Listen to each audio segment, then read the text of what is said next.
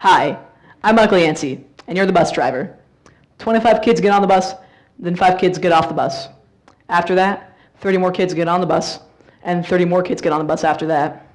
After this, 39 kids get off the bus, and then 27 kids get on the bus. 10 more kids get on the bus, and then 45 kids get off the bus. Finally, 14 kids get off of the bus, and 40 kids get on the bus.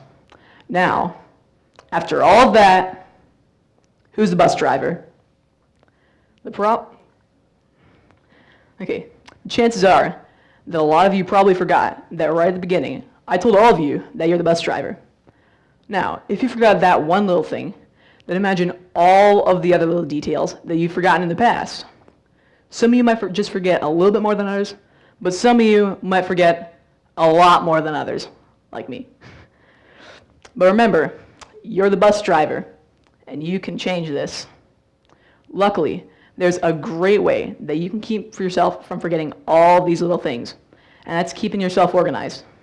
Now, I know it seems pretty simple, but it's probably the most important step to remembering the small things.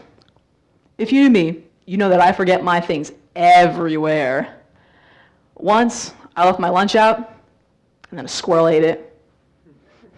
2 weeks later, I left my lunch out again, but right when I realized I did, I ran just to find that another squirrel was eating it.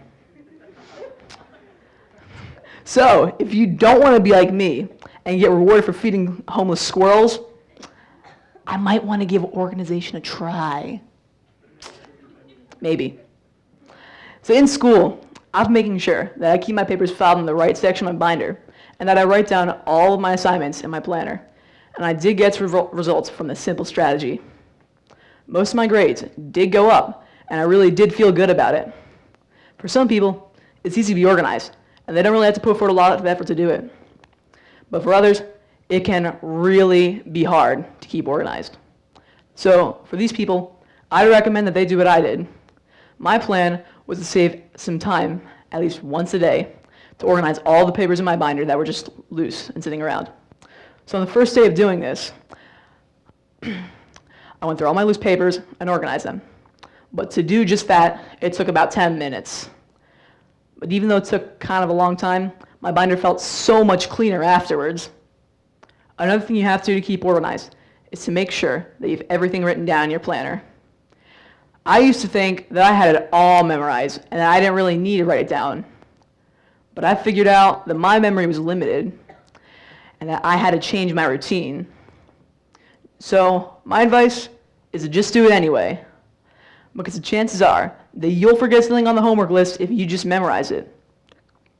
Now, not writing down the assignments is what killed me the most, and I got blindsided by a lot of these.